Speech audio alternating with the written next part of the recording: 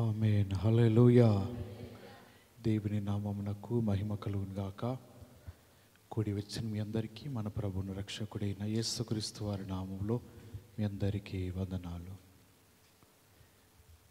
ఈ పగటి కాల సమయంలో మనందరము దేవుని వాక్యముని కొద్ది సమయము ఆలకిద్దాం. బైబిల్ గ్రంథాలు తెరిచినట్లయితే మత్తయి రాసిన సువార్త 7వ అధ్యాయము, మత్తయి రాసిన సువార్త 7వ అధ్యాయం 24వ వచనం చదువుకొని మన ధ్యానం ప్రారంభిద్దాం. కాబట్టి ఈయన మాటలు విని వాటి చొప్పున చేయు ప్రతివాడును బండ మీద తనకు ఇల్లు కట్టుకొనిన బుద్ధిమంతుని పోలియుండును. వాక్యం నిమిత్తమై చిన్న ప్రార్థన.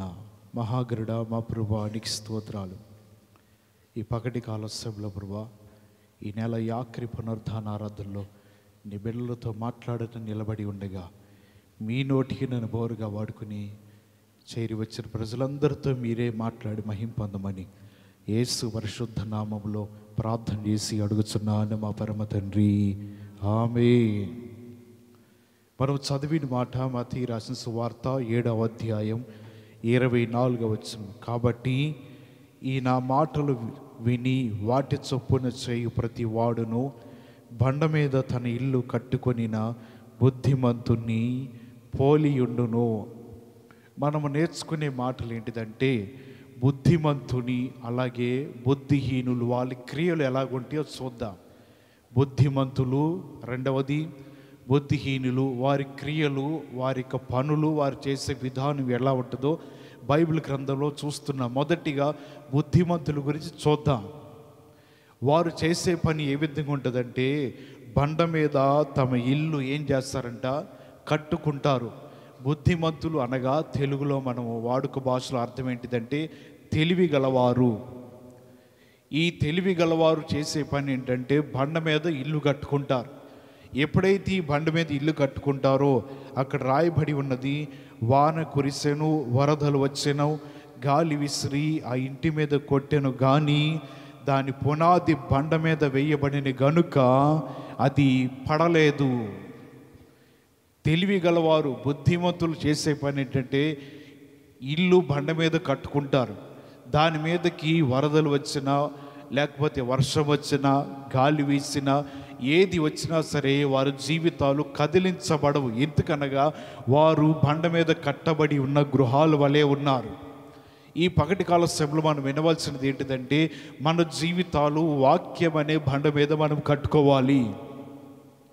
ఎప్పుడైతే నీ జీవితంలో వాక్యం అనే బండ మీద నీ బ్రతుకును కట్టుకుంటావో, అనగా బండ అనగా క్రీస్తు అనబడిన ఆయన జీవితం మీద మనం కట్టబడి ఉండాలి.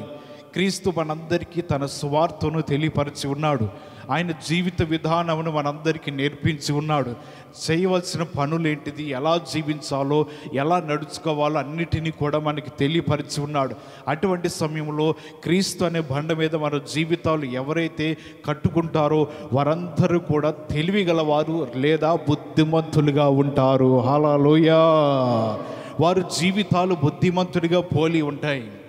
కొన్నిసార్లు వారి జీవితం మీదకి లోకం అనే అలలు వారి మీదకి కొట్టినను, గాలి వంటి శ్రమలు వారి జీవితం మీదకి వచ్చినను, వరదల వంటి అనేకమైన ఇబ్బందులు వారి మీదకి పొర్లి పారుతున్నాను, వారి జీవితాలకు ఏమీ కావు. వాటిని తట్టుకొని నిలబడుతుంటారు.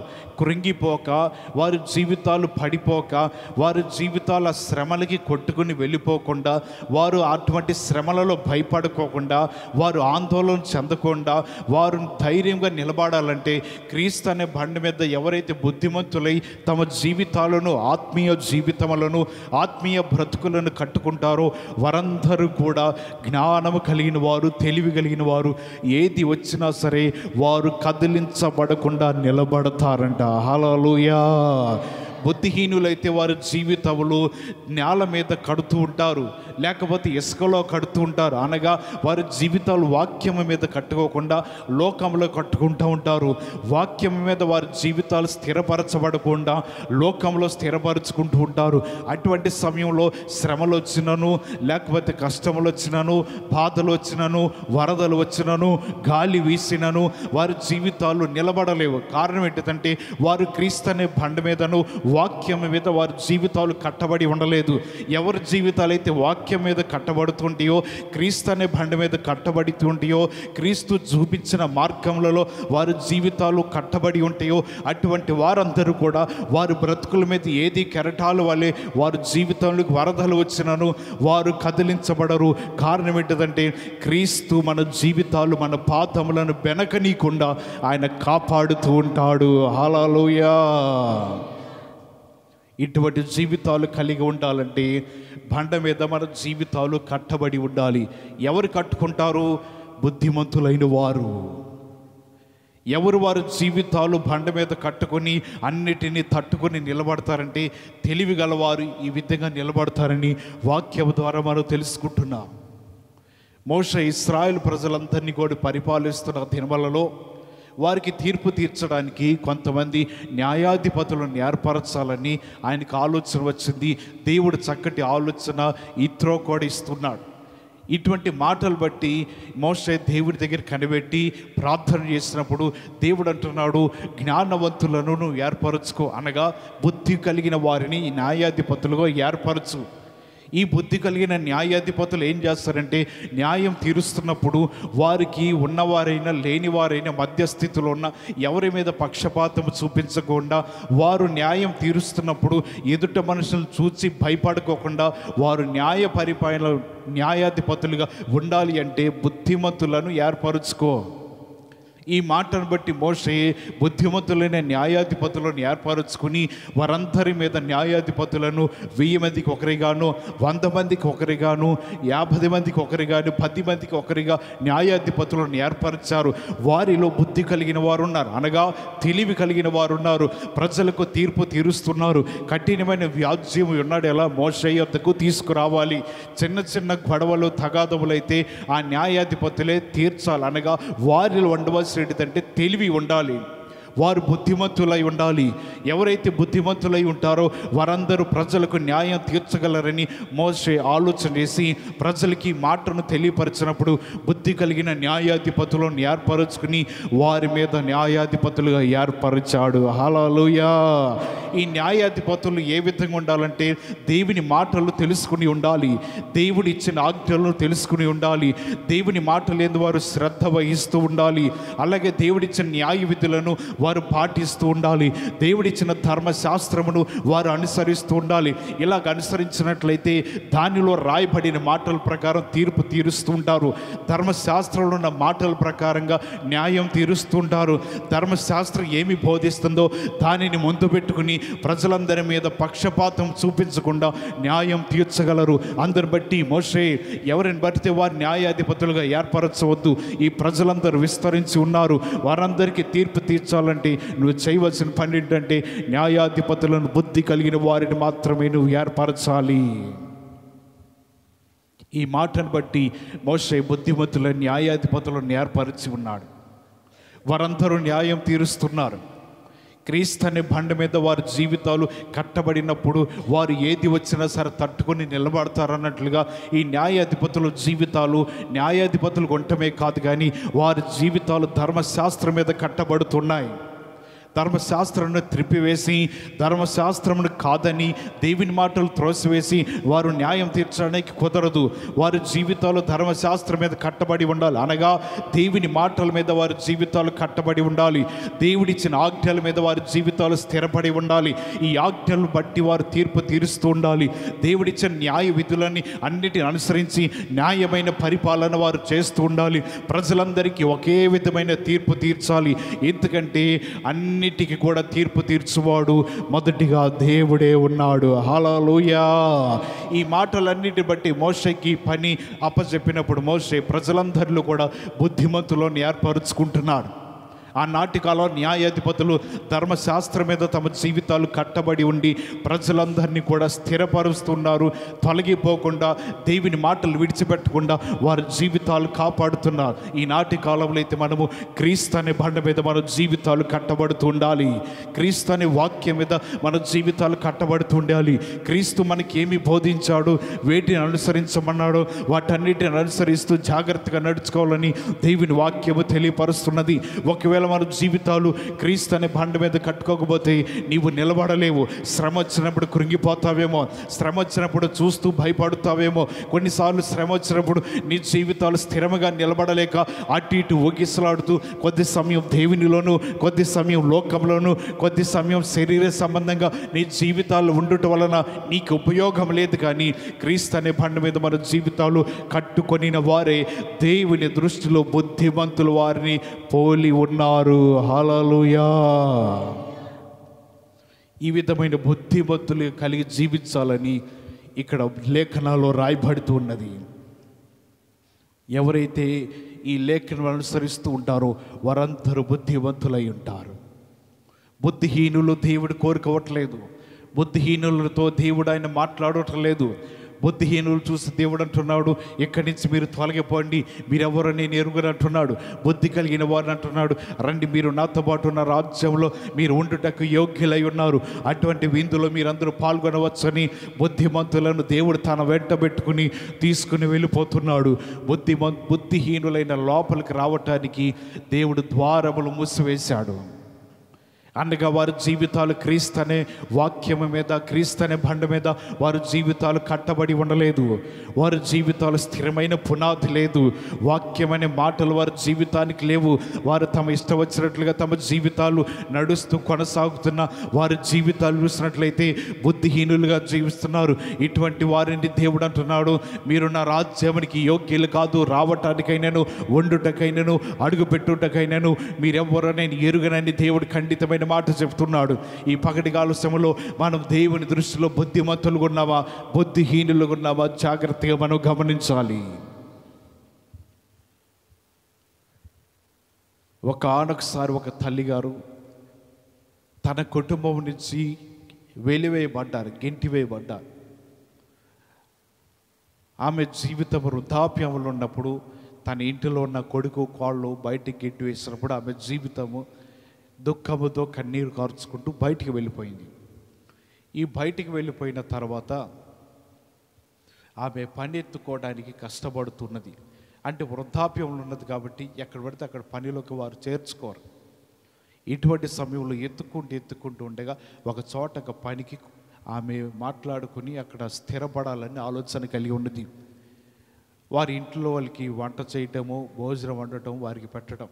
వారు మహాధనవంతులై ఉన్నారు. ఈమె యందు జాలిపడి, అమ్మ నీకు వంట వచ్చా అంటే ఆ వచ్చండి అని. మరి మా ఇంట్లో రోజు వంట చేయి, మేము ఉద్యోగానికి వెళ్తూ ఉంటాం వస్తూ ఉంటాం, వండుకునే తీరిక ఉండదని చెప్పగా ఆమె నేను వండుతానండి అని చెప్పి ఆమెకి దాంట్లో అక్కడ ఇంట్లోకి వెళ్ళి వారికి వంట చేయటము, వారికి కావాల్సిన ఆహారం సిద్ధపరచడం, ఇలా చేస్తూ తన జీవితాన్ని కాపాడుకుంటూ ఆమె వంట చేయడమే కాదు కానీ నెలకు 1000 రూపాయలు ఇచ్చి ఆమె జీవితాన్ని తన ఇంటిలో ఉంచుకుని పనిలో పెట్టుకున్నారు. అప్పటి నుంచి ఆమె జీవితము తన ఇంటిలో ఉన్న వారి కంటే కూడా బయటికి వచ్చిన తర్వాత శ్రేష్టమైన ఆహారం తింటుంది. తన చేతితో తాను వండుకొని తింటుంది. ఆమె జీవితం కొంత డబ్బులు తీసుకుని తమ జీవితాన్ని అక్కడే ఉండి కొనసాగిస్తున్నది. ఆమె జీవితము బుద్ధి కలిగి తన జీవితాన్ని కాపాడుకుంటూ తన ఇంటిలో నుంచి బయటికి వచ్చేసినా సరే తాను బుద్ధిహీనతగా తయారవ్వకుండా వృద్ధాప్యంలో కూడా తన జీవితాన్ని కాపాడుకుంటూ ఉండేది. ఈ బుద్ధిహీనులైన వారి జీవితాలు తన తల్లిని బయటికి గెంటివేసినప్పుడు వారికి ఏమాత్రం జాలి కానీ దయ కలిగిన మనసు వారికి లేదు. ఎందుకంటే దేవుని వాక్యం మీద వారి జీవితాలు కట్టబడలేకపోవటం వలన వాక్యం ఏం చెప్తుందో వారికి తెలియదు. వాక్యం ఎలా నడుచుకోవాలో వారికి తెలియదు. వాక్యం అనుసరించి నడుచుకోవాలన్న దేవుని ఆజ్ఞలు ఏమి చెప్తున్నాయి, ఏమి పాటించమన్నది యేసు ప్రభువారు ఏమి చెప్తున్నారు, ఈ మాటలు వారికి తెలియదు. కారణం ఏంటిదంటే వారు ఇసుకలో వారి జీవితాలు కట్టుకున్నారు. సరిగ్గా లేని నేల మీద వారి జీవితాలు కట్టబడుతున్నాయి. ఎవరి జీవితాలు అయితే బండ మీద కట్టబడుతుంటాయో వారందరి జీవితాలు కూడా దేవుని రాకడలో వారు ఎత్తబడే వరకు కదిలించబడరు. హల్లెలూయా. వారు అంతం వరకు కూడా దేవునిలో కొనసాగుతారని వాక్యము ద్వారా మనం తెలుసుకుంటున్నాము. ఎవరు బుద్ధిమంతులై ఉండాలి, ఎవరు బుద్ధి కలిగి తమ జీవితాలు కొనసాగిస్తారు? మొదటి సమూయేలు గ్రంథము 18వ అధ్యాయము, మొదటి సమూయేలు గ్రంథము 18వ అధ్యాయము 5వ వచనం చదువుదాం. దావీదు సౌలు తన పంపిన చోటకెల్లా పోయి సుబుద్ధి కలిగి పని చేసుకుని వచ్చెను గనుక సౌలు యోధుల మీద అతనిని నియమించెను. జనులందరి దృష్టికి, సౌలు సేవకుల దృష్టికి దావీదు అనుకూలుడాయెను. దావీదు ఏ బుద్ధి కలిగి ఉన్నాడంట? సుబుద్ధి కలిగి, అంటే మంచి స్వభావం కలిగి, తెలివి కలిగి జీవిస్తున్నాడు. సౌలు ఏ పని మీద దావీదుని పంపించినా ఆ పని చెప్పిన చోట్లకెల్లా వెళుతున్నాడు. బుద్ధి కలిగి, తెలివి కలిగి ఆ పని చేసుకుంటున్నాడు. అతనిని సౌలు యోధుల మీదను అతని నాయకుడిగా నియమించడమే కాదు, కానీ సౌలు సేవకుల దృష్టికి అతడు అనుకూలమైన జీవితం కలిగి ఉన్నాడు. అంతే, వారి నుంచి పేరు కలిగి దావీదు జీవిస్తున్నాడు. ఇతడు బుద్ధి కలిగి జీవించడం వలన, ఇతడు తెలివి కలిగి చెప్పిన పని చేసుకుని రావటం వలన ప్రజలందరూ కూడా దావీదును గణపరుస్తున్నారు. సౌలు ఎంత అంట, దావీదు ఎంత అంట? సౌలు 1000 కొలది, దావీదు 10,000 కొలది అని ఈయనను పొగడుతున్నారు. కారణం ఏంటిదంటే దావీదు దేవుని మాట ప్రకారం జీవిస్తూ తెలివి గలవాడు, బుద్ధి కలిగిన వాడు. ఈ బుద్ధి కలిగిన దావీదు దేవుని మాటను అనుసరిస్తున్నాడు.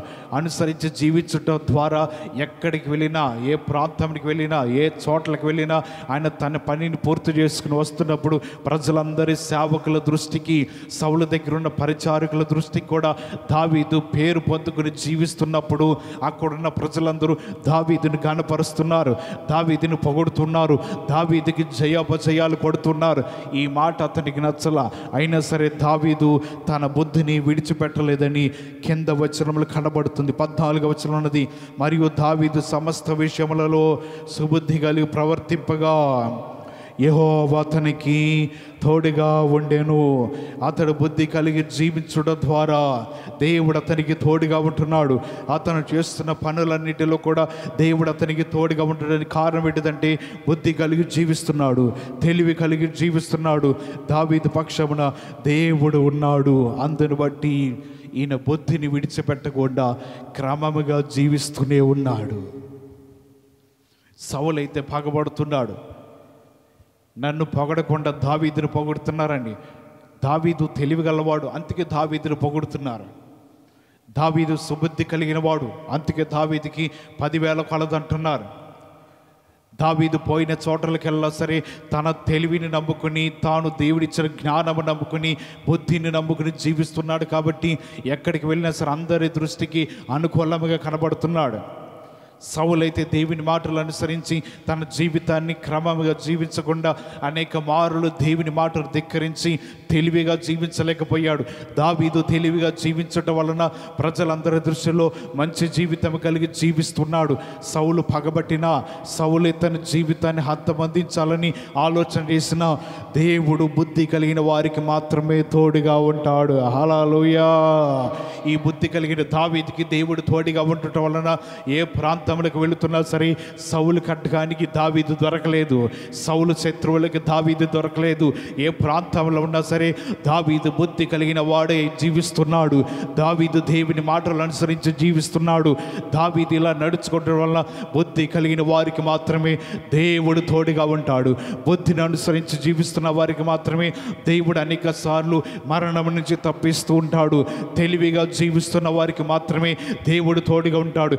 ఎక్కడి నుంచి తెలివి వస్తుందంటే క్రీస్తు అనే బండ మీద నీ జీవితాలు కట్టుకున్నప్పుడు మాత్రమే. హల్లెలూయా. ఎవరి జీవితాలైతే ఇలా కట్టుకుంటారో, ఎవరి జీవితాలైతే దేవుని వాక్యం అనుసరిస్తూ ఉంటారో, ఎవరైతే బుద్ధి కలిగి జీవిస్తూ ఉంటారో వారందరూ కూడా దేవుని వాక్యము తెలియపరుస్తుంది. వారు అటు ఇటు బెనకరు, చెడియరు. దావీదు భయపడలా, తప్పించబడుతున్నాడు. తప్పించుకుని ఒక చోట నుంచి ఒక చోటకి వెళ్ళిపోతున్నాడు. అంటే చేతగాని వాడని కాదు, కానీ బుద్ధి కలిగిన వాడు. ఈ సౌలుని మనం ఏమి చేయకూడదు. సౌలు రాజు అయి ఉన్నాడు, నాయకత్వం కలిగి ఉన్నాడని గ్రహించిన దావీదు బుద్ధి కలిగి జీవిస్తున్నాడు. ఇటువంటి బుద్ధి కలిగిన వారికి, తెలివి కలిగిన వారికి దేవుడు మాత్రమే తోడుగా ఉంటాడంట. దేవుడు వారి జీవితాలకి తోడుగా ఉండి నడిపిస్తూ ఉంటాడు. దేవుడు వారి జీవితాలకి తోడుగా ఉండి ఖడ్గము నుంచి అయినను, లేకపోతే భయంకరమైన పరిస్థితి నుంచి అయినను తప్పించడానికి దేవుడు ఎల్లవేళలా తోడుగా ఉండి నడిపిస్తూ ఉంటాడు. ఎవరికంటే తెలివిగా ఉండే వారికి, సుబుద్ధి కలిగిన వారికి, మంచి బుద్ధిమంతులైన వారికి మాత్రమే దేవుడు ఎల్లవేళలా తోడుగా ఉంటాడని వాక్యము ద్వారా దావీదుని బట్టి మనం తెలుసుకుంటున్నాం. మనం ఏ విధంగా జీవిస్తున్నాము ఈ లోకంలో? బుద్ధిమంతులై జీవిస్తున్నామా, బుద్ధిహీనులై జీవిస్తున్నామా? బుద్ధిమంతులైన వారికి దేవుడు ఉంటాడు. వారిని అనేక విషయములలో దేవుడు తప్పిస్తూ ఉంటాడు.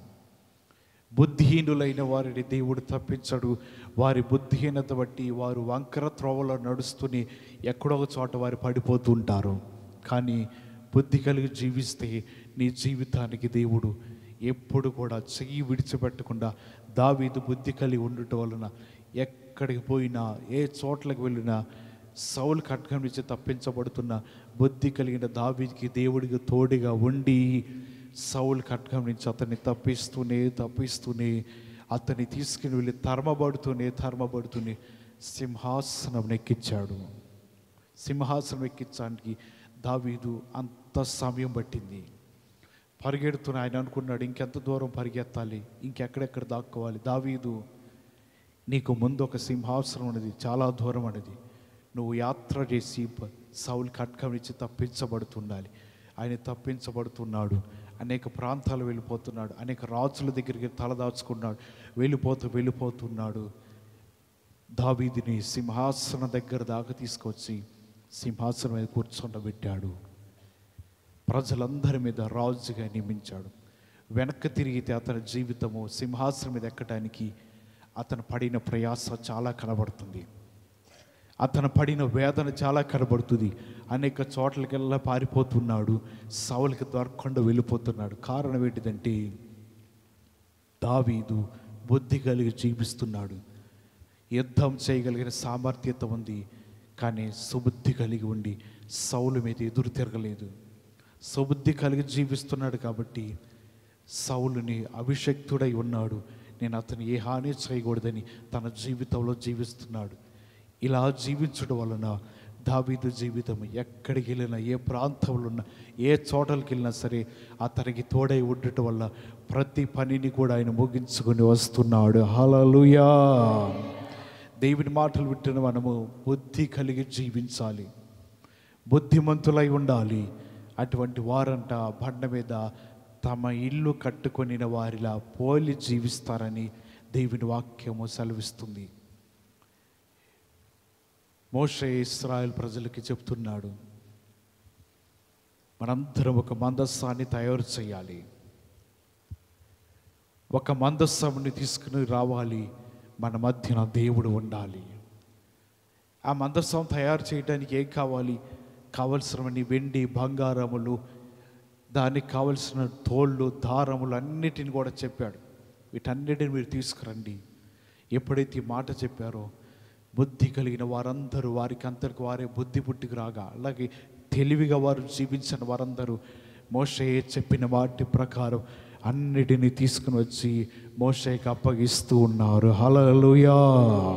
నిర్గమాకాండం 35వ అధ్యాయము, నిర్గమాకాండం 35వ అధ్యాయము 5వ వచనంలో రాయబడి ఉన్నది, మీలో నుండి యెహోవాకు అర్పణము పోగు చేయుడి. ఎట్లనగా బుద్ధి పుట్టిన ప్రతివాడు యెహోవా సేవ నిమిత్తమై బంగారు, వెండి, ఇత్తడి, ఇంకా చాలా కనబడుతున్నాయి. వీటన్నిటిని కూడా మీలో బుద్ధి పుట్టిన ప్రతి వాడు కూడా యెహోవా మందసము నిమిత్తమై వీటన్నిటిని కూడా మీరు తీసుకురావాలి. మోషే చెప్తున్నాడు, దేవుడు నాకు కొలతలు ఇచ్చాడు, వాటి ప్రకారం మందసం చెయ్యాలంటే బంగారు, వెండి, ఇత్తడి వీటన్నిటి కూడా అనేక అర్పణములు అవసరమై ఉన్నాయి. మీలో వాటిని తీసుకురమ్మని మోషే ప్రజలందరికీ ఆజ్ఞాపించగా వారిలో బుద్ధి పుట్టిన ప్రతి వాడు కూడా బంగారము, వెండి, ఇత్తడి, వారికి కలిగిన సమస్తమును కూడా తీసుకొచ్చి మందసమును చేయటానికి, దానికి కావలసిన ఉపకరణములన్నీ చేయటానికి వారందరూ కూడా సహాయపడుతున్నారు. వారికంతడు వారే బుద్ధి పుట్టుకొచ్చింది. దేవుడి మందసం మారిలో ఉంటుంది. దేవుడు మాతో మధ్యన జీవిస్తుంటాడు, మమ్మల్ని నడిపిస్తూ ఉంటాడు. ఈ మందసమే మాకు దారి చూపిస్తుందని గ్రహించిన ప్రతి ఒక్కరూ, అన్ని లక్షల మంది ప్రజలకు బుద్ధి పుట్టిన ప్రతి వారు వారి కలదిగా అర్పణలన్నీ తీసుకుని వస్తున్నారు. వారన్నిటినీ పోగు చేసి మోషేకి ఇస్తున్నాడు. మోషే వాటన్నిటిని తీసుకుని వచ్చి ఎవరికి ఇస్తున్నాడు అక్కడ కనబడుతుంది. 34వ వచనం ఉన్నది. అతడును దాను గోత్రికుడును అహియాసాముకు కుమారుడైన అహోలియాబుకును ఇతరులకు నేర్పినట్లు వారికి బుద్ధి పుట్టించను. అంటే వీరు పని చేయగలిగిన నేర్పరులు, పని చేయడానికి వీరందరూ బుద్ధి కలిగిన వారు. వారందరూ కూడా పని చేయడానికి జ్ఞానముతో వారు కలిగి జీవిస్తున్నారు. నానా విధములైన పని చేయగలిగిన నేర్పరితనం కలిగిన వారిని మోషే ఎన్నుకుని వీరు తెచ్చిన అర్పణలను వారికి ఇవ్వగా వారికి కూడా ఏం కలిగినదంట? బుద్ధి కలిగినది. వారికి కూడా తెలివి, జ్ఞానము వారికి ఎప్పుడైతే వచ్చిందో ఆ మందసమును తయారు చేస్తున్నాడు. ఆ మందసం కలిగిన పెట్టెను తయారు చేయడానికి జ్ఞానం కలిగిన నేర్పరులను మోషే ఎన్నుకున్నాడు. వారు ఆ పని చేస్తూ మాకు బుద్ధి కలిగినదయ్యా, మాకు తెలివి వచ్చినది, దేవుని మందసం నేను చేస్తామని వారికి ముందుకు వచ్చినప్పుడు ఈ అర్పణలన్నిటిని కూడా మోషే వారికి అప్పచెప్పగా వారు ఆ పనిని చేయడానికి బుద్ధి కలిగి ఉన్నారు. బుద్ధి కలిగి తెలివి కలిగి ఉంటేనే ఏ పనిని మనం చేయగలము. మోషే అప్పచెప్తున్న పని వారి కష్టం అని చెప్పి ఎంచలేదు. వారు ఆ పనిని చేయడానికి దేవుడే వారికి బుద్ధి పుట్టించాడంట, జ్ఞానము వారిలో నింపాడంట. వారు ఆ జ్ఞానమును బట్టి, కలిగిన బుద్ధిని బట్టి వారు ఆ పని చేస్తూ బుద్ధిమంతులుగా ఉన్నారు. ఆ పని ముగించబడే వరకు వారు వేటిని వస్తువులు తయారు చేయాలి, వాటి కొలతలేంటి, వారు చేయవలసిన విధానాలేంటి, వాటిని ఎక్కడ పెట్టాలి, ఏ విధంగా చేయాలి, పని నేర్పరితనం కలిగిన వారికి ఈ పని అప్పచెప్పగా వారందరూ ముగించబడే వరకు కూడా బుద్ధి కలిగి పని చేస్తూనే ఉన్నారు. హల్లెలూయా! వారు దేవుని పని యందు నిలబడి ఉన్నారు. అనగా క్రీస్తు మీద వారి జీవితాలు కట్టబడుతున్నాయి. దేవుని మాటల మీద వారి జీవితాలు కట్టబడుతున్నాయి. దేవుని ధర్మశాస్త్రంలో చెప్పబడిన ప్రతి మాటను వారు అనుసరిస్తూ నడుచుకునటం వలన ఎప్పుడైతే ఇక్కడ చెప్పబడుతున్నాయో అన్నిటి ప్రకారమేమో ఆ పనిని చేయటానికి, దేవుని మందసం తీసుకురావటానికి, దానిలో ఆ మందసము మా మధ్యన వెళుతున్నప్పుడు నిజంగా మేమందరం కూడా దాని వెంట నడుచుకోవాల్సిన బాధ్యత ఈ మందసం గురించి మొత్తము మోషే చెప్తున్నప్పుడు వారిలో బుద్ధి పుట్టుకొచ్చి వారందరూ కూడా దానిని చేస్తూనే ఉన్నారు. దేవుని మాటలు వింటున్న మన జీవితంలో దేవుని పనిలో మనం ఉన్నాము. ఆయన పని కొరకు దేవుడు మనల్ని ఏర్పరచుకుని ఉన్నాడు. ఆయన సువార్త రాజ్య వ్యాప్తి కొరకు దేవుడు మనల్ని ఏర్పరచుకుని ఉన్నాడు. బుద్ధిమంతులై ఆ పనిని మనం చేస్తూ ఉండాలి. బుద్ధిమంతులై ఆ పనిని మన జీవితంలో ఎల్లవేళలో జరిగిస్తూ ఉండాలి. దేవుని మాటలు ప్రకటిస్తూ అనేక మందికి దేవుని స్వార్థను తెలియపరచినట్లయితే వారందరి దృష్టిలో నీవు బుద్ధి కలిగి ఉంటావు. అంతవరకు కూడా దేవుని విడిచిపెట్టమని ఆయన వాక్యం ద్వారా మనం తెలుసుకుంటున్నాము. మరొక మాట చదివి రెండో మాటలోకి వెళ్దాం. బుద్ధిహీనుల దగ్గరికి వెళదాం. ఆఖరి మాట బుద్ధిమంతుల గురించి మొదటి రాజుల గ్రంథము 3వ అధ్యాయము. మొదటి రాజుల గ్రంథం 3వ అధ్యాయము 7వ వచనాన్ని చదివినట్లయితే అక్కడ రాయబడి ఉంటుంది. నా దేవా యెహోవా, నీవు నా తండ్రి అయిన దావీదునకు బదులుగా నీ దాసుడైన నన్ను రాజుగా నియమించి ఉన్నావు. అయితే నేను బాలుడను, కార్యములు జరుపుటకు నాకు బుద్ధి చాలదు. ఇక్కడ సొలొమోను ప్రార్థన చేస్తున్నాడు. తన తండ్రి అయిన దావీదుకు బదులుగా ఇతడు రాజుగా నియమించబడి ఉన్నాడు. అయితే సొలొమోను అంటున్నాడు, నేను బాలుడను, నీ కార్యములు జరిగించడానికి, ప్రజలకు తీర్పులు ఇవ్వటానికి, ప్రజలను పరిపాలించడానికి ఏమి చాలదంట? సొలొమోనుకి బుద్ధి చాలదు. ఇతని జీవితానికి ఎప్పుడు కూడా బుద్ధి లేకోకుండా అతని జీవితం జీవిస్తున్నాడని కాదు. ఆత్మ సంబంధంగా ఇతని జీవితం ప్రజలను పరిపాలించాలంటే దేవుని యొద్ద నుంచి బుద్ధి కలిగి ఉండాలి, అనగా తెలివి కలిగి ఉండాలి. ఇటువంటి తెలివి కలిగిన జీవితాన్ని దేవుని యొద్ద నుంచి సొలొమోను అడుగుతున్నాడు ఆయన కార్యములు జరిగించడానికి. అలాగే బాలుడైన సొలొమోను జీవితంలో కలిగి ఉండవలసినదంటే జ్ఞానము కలిగి జీవించాలి. ఈ జ్ఞానమును బట్టి సొలొమోను తన జీవితంలో ప్రజలందరినీ కూడా నడిపిస్తూ ఉన్నాడు, ప్రజలందరినీ పరిపాలిస్తున్నాడు, న్యాయమైన పరిపాలన చేస్తున్నాడు. దేని ద్వారా అంటే బుద్ధి కలిగి ఉన్నాడు, తెలివి కలిగి ఉన్నాడు. ఇలా జీవించుట సొలొమోనుకి చాలా విలువైన భాగ్యం అంట. హల్లెలూయా. ఇంకా ముందుకు వెళ్ళిపోదాం, సమయం అయిపోతా ఉన్నది. కీర్తనల గ్రంథానికి వచ్చినట్లయితే బుద్ధిహీనుల జీవితాలు చూద్దాం. కీర్తనల గ్రంథం 53వ కీర్తన 53వ కీర్తన మొదటి వచనం ఉన్నది. దేవుడు లేడని బుద్ధిహీనులు తమ హృదయములలో అనుకొందరు, వారు చెడిపోయిన వారు అసహ్య కార్యములు చేయుదురు, మేలు చేయవడొక్కడును లేడు. ఎవరు బుద్ధిహీనులంట? దేవుడు లేడు అని బుద్ధిహీనులు తమ హృదయములు అనుకుంటారు. వారందరూ ఎవరు వారంటే చెడిపోయిన వారు. రెండవది అసహ్య కార్యములు చేయవారు, మేలు చేద్దామన్న ఆలోచన వారిలో ఒక్కడికి కూడా ఉండదు. బుద్ధిమంతులైన వారు క్రీస్తు అనే బండ మీద తమ జీవితాలు కట్టుకుంటారు. బుద్ధిహీనులైన వారు క్రీస్తు లేడు, యెహోవా లేడు, తండ్రి అయిన దేవుడు లేడు, ఇంకెవరు లేరని తమ జీవితంలో ఈ బుద్ధిహీనులు అనుకుంటూ ఉంటారు. అనుకున్న వారందరూ కూడా దేవుడు లేడని వారి జీవితంలో జీవిస్తున్న వారందరూ కూడా చెడిపోయిన వారు, వారి జీవితాలు అసహ్య కార్యములు చేస్తున్నవారు, వారిలో మేలు చేయని ఆలోచన తలంపు వారెవ్వరిలో కూడా రావట్లేదని ఈ వాక్యం ద్వారా మనం చదువుతున్నాం.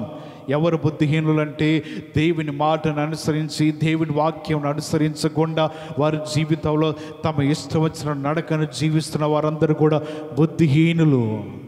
బైబిల్ గ్రంథంలో బుద్ధిహీనులు కనబడుతున్నాడు. గిద్యోను మిద్యానీయుల మీద యుద్ధం చేసి తరుముతూ ఉన్నాడు. ఇలాగ తరుముతూ ఉన్నప్పుడు ఎఫ్రాయిమీలో ఒక మాన్యము వరకు, వారి సరిహద్దుల వరకు ఈ శత్రువులు వెళ్ళిపోతున్నప్పుడు వారికి సమాచారం ఇచ్చారు, అబ్బాయి శత్రువులందరూ కూడా మీ వైపుగా వస్తున్నారు, కాబట్టి మీరు కూడా మాతో పాటు యుద్ధంలో సహకరించండి అనగా ఈ ఎఫ్రాయిం వారు గబగబా బయటికి వచ్చి వారితో పాటు ఇశ్రాయేలు ప్రజలతో పాటు యుద్ధంలో సహకరించి యుద్ధం చేశారు. ఈ యుద్ధం అయిపోయిన తర్వాత ఈ గిద్యోను తనతో పాటు 800 మంది ఉన్నారు, 300 మంది ఉన్నారు. వీరందరిని తీసుకొని ఆయన ఒక ప్రాంతానికి వెళ్ళాడు. అక్కడికి వెళ్ళినప్పుడు సుక్కోతు వారు కనబడుతున్నారు. వారిని అడిగారు, అయ్యా మాతో పాటు 300 మంది ఉన్నారు, వారు యుద్ధం చేశారు, అలసిపోయారు, వారికి ఆకలి అవుతుంది, ఏదైనా ఆహారం కానీ రొట్టెలు కానీ పెట్టమన్నప్పుడు వారు అంటున్నారు, మేము ఆహారం మీకు ఎందుకు ఇవ్వాలయ్యా, మీకెందుకు ఆహారం పెట్టాలి అని చెప్పి వారి జీవితాలు బుద్ధిహీనతగా మాట్లాడి ఉన్నారు. ఈ మాటను బట్టి గిద్యోను అనుకున్నాడు, వీరి జీవితాల మీద నేను యుద్ధానికి వెళ్ళాలి, వీరు ఎదురు తిరుగుతున్నారు, బుద్ధిహీనులైపోతున్నారని గమనించి ఆయన వెళుతూ ఉన్నాడు ఆ ప్రాంతానికి.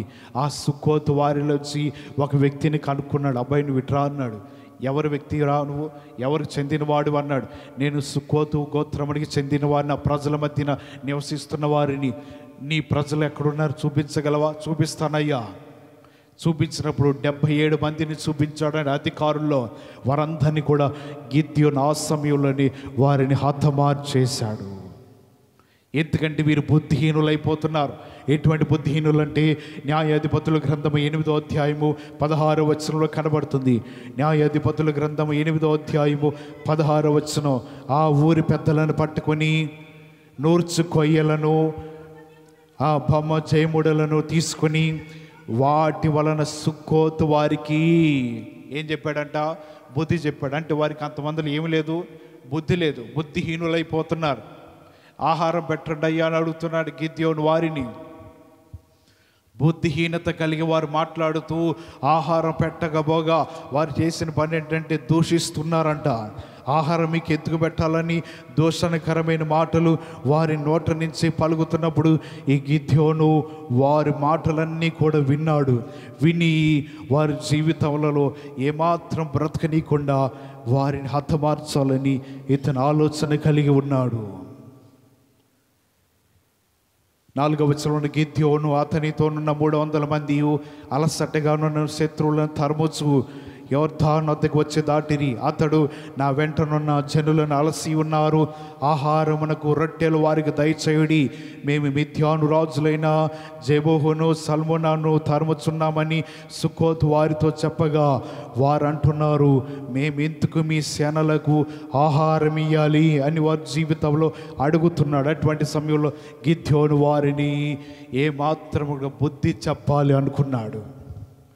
వారి జీవితాల్లో బుద్ధి లేని బుద్ధిహీనులకు తెలియపరచాలని ఇటువంటి సమయంలో గిద్యోను వారి మీదకి యుద్ధానికి వెళ్ళి వారందరినీ కూడా ఒక కొయ్య దగ్గర వారిని పట్టుకుని వారందరికీ బుద్ధి చెప్పాడంట. బుద్ధిహీనులకు పాత నిబంధన గ్రంథంలో బుద్ధి చెప్పే విధానం మరణమై ఉండవచ్చు. ధర్మశాస్త్రం మీరు బ్రతికిన వారికి బుద్ధి ఎలా చెప్తారంటే రాళ్ళబెట్టి కొట్టి చంపవచ్చు. కొంతమంది ఆ ధర్మశాస్త్ర యుగంలో పొరపాటులు వేసి తప్పులు వేసి పాపంలు వేసిన వారిని ఊరికి అవతలు తీసుకెళ్ళి వారు బుద్ధి చెప్పవచ్చు. కానీ క్రొత్త నిబంధన కాలంలో ఉన్న మనము బుద్ధిహీనులుగా అయితే దేవుడు ఏ విధంగా బుద్ధి చెప్తాడంటే పరలోక రాజ్య ద్వారాలు మూవేసి ఇక్కడి నుంచి బయటికి పండి అంటాడు. ఇది క్రొత్త నిబంధన బుద్ధి చెప్పు విధానం. అమ్మ అయ్యాని బ్రతిమలాడి బుద్ధి చెప్పటము దేవునికి ఆ సమయంలో తెలియదు. ఎవరైతే నమ్మి ఉంటారో, ఎవరైతే దేవుని యందు జీవిస్తుంటారో, ఎవరైతే బుద్ధిమంతులై క్రీస్తు అనే బండ మీద తమ జీవితాలు కట్టబడి ఉంటారో వారందరూ బుద్ధిమంతులైన 5గురిని తీసుకుపోయినట్టు లోపలికి తీసుకుని వెళుతుంటాడు. బుద్ధిహీనులైపోయి దేవుడు లేడని తమ జీవితాలు అనుకుంటారు చూసారా, వారందరూ వచ్చి తలుపు కొడుతున్నారు. అయ్యా తలుపుది మేము వచ్చాము, మేము నీకు తెలుసుగా, మీరెవరో నాకు తెలీదు. అదేంటయ్యా, భూమి ముట్టిన నాటి నుంచి మేము నిన్ను ఎరిగి ఉన్నాముగా. బుద్ధిహీనత మీలో ఉన్నది. ఇక్కడ గిద్యోను వారిని హతమార్చి బుద్ధి చెప్పవచ్చు, కానీ తండ్రి అయిన దేవుడు మనకి తిట్టడమో గద్దించడమో లేకపోతే ఇంకేదో మాటలతో చెప్పడం కాదు, కానీ పరలోక ద్వారములు మూయబడితే బుద్ధిహీనుల కొరకై పరలోకం లోపలికి వెళ్ళటానికి వారికి తలుపు వేయబడుతూ ఉంటుంది.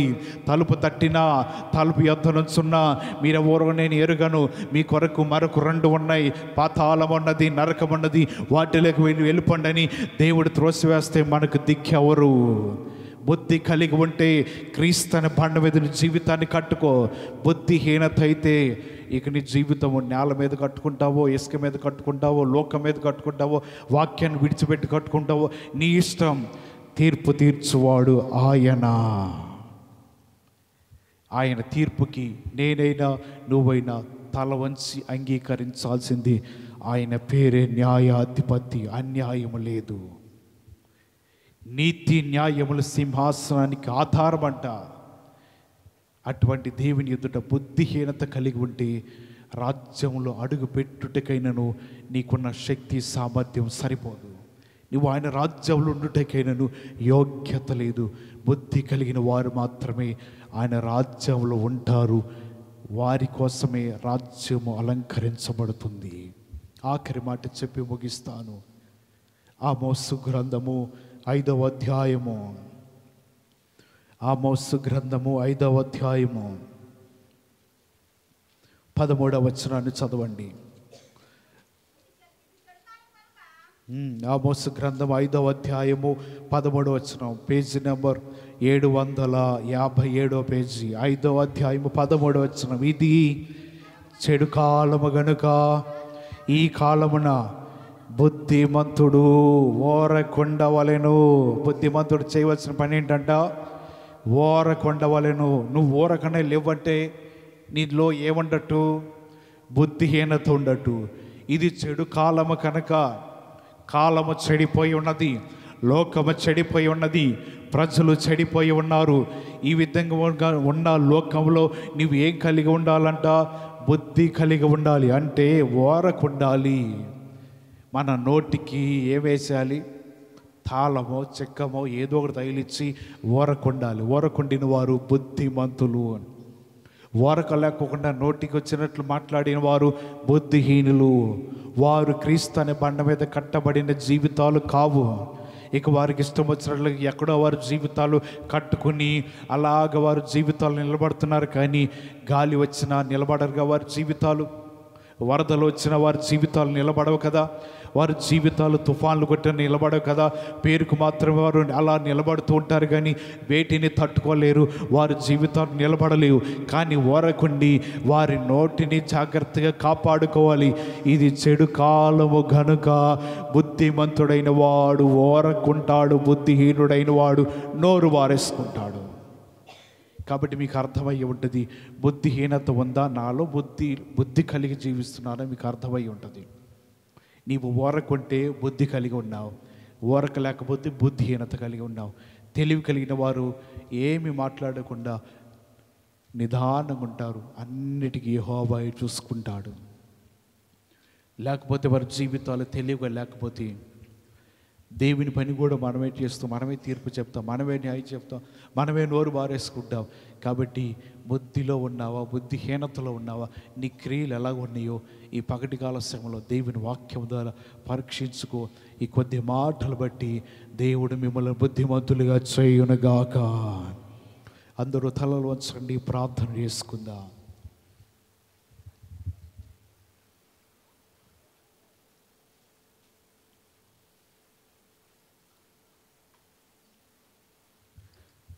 దేవుని మాటలు ఆలకించిన నీవు బుద్ధిమంతులైన వారు బండ మీద ఇల్లు కట్టుకునిన బుద్ధి కలిగి తెలివిగా జీవిస్తున్న వారిని పోలి ఉంటారంట. ఇశ్రాయేలు ప్రజలకు మోషే చెప్తున్నాడు, మీరు బుద్ధి కలిగి జీవించండి. మీరు న్యాయాధిపతులై ఉన్నారు, న్యాయమైన పరిపాలన మీ జీవితంలో కలిగి ఉండండి. ప్రజలను చూసి మీరు పక్షపాతం చూపించవద్దు, వారిని చూసి మీరు భయపడవద్దు. మీరు న్యాయాధిపతులు ఉన్నారు, న్యాయముగా మీరు జీవితాలు కలిగి ఉండండి అని మోషే ఇశ్రాయేలు ప్రజలు చెప్తున్నాడు. దేవుని మాటలు మనం విన్నాం కదా. నీ జీవితము బుద్ధి కలిగి జీవిస్తున్నావా, బుద్ధిహీనతలో ఉన్నావా? బుద్ధిహీనత కలిగిన వారు దేవుని వాక్యము మీద తమ జీవితాలు కట్టబడి ఉండవు. వారి జీవితాలు ఏది వచ్చినా నిలబడలేని స్థితిలో ఉంటారు. కానీ బుద్ధిమంతులైన వారు మాత్రము నిలబడతారు. వారి జీవితాలు స్థిరమైన జీవితము కలిగి ఉంటారు. చెడ్డ కాలము కనుక మీరేం చెయ్యాలి? బుద్ధిమంతులై ఉండండి. చెడ్డ కాలం కనుక మీరు జీవితాలు ఎలా ఉండాలి? ఓరకొండాలి. బుద్ధిమంతులై ఉన్నవారు తమ నోటిని, తమ జీవితాన్ని, తమ ప్రవర్తనను కాపాడుకుంటారు. బుద్ధిహీనత ఉన్నదా? బుద్ధి కలిగి ఉన్నావా? దేవుని ఎదుట తెలివిగా ప్రవర్తిస్తున్నావా? తెలివిలేనితనంగా ప్రవర్తిస్తున్నావా? వాక్యంలో ఉన్న ప్రతి మాటను అనుసరించి జీవిస్తే నీవు తెలియగలవారు. వాక్యంలో ఉన్న మాటలు త్రిప్పివేసి వాక్యంలో లేని వాటిని నువ్వు పాటిస్తూ ఉంటే తెలివిలేని తన మనలో ఉండట్లే. కాబట్టి ఎలాగున్నావో దేవుని దగ్గర నువ్వు జాగ్రత్తగా చూసుకో. నీ బ్రతుకును కాపాడుకో. బుద్ధి కలిగి జీవించి క్రీస్తు అనే బండ మీద నీ బ్రతుకును కట్టుకుంటే దేవుని దగ్గర నీ జీవితంలో ఏది నీ మీదకి వస్తున్నా వాటన్నిటినీ నువ్వు తట్టుకొని నిలబడతావు. పడిపోకుండా స్థిరపరచబడతావని వాక్యం ద్వారా మనం తెలుసుకుంటున్నాం. ప్రార్థన చేసుకుందాం. చెప్పబడిన మాటలు మనందరి హృదయంలో ఫలభరితం ఉండనట్లుగా ప్రార్థన చేసుకుందాం. ఆత్మచేత ప్రేరేపణ కలిగిన వారు ఎవరైనా ఒకరు ప్రార్థన చేయండి.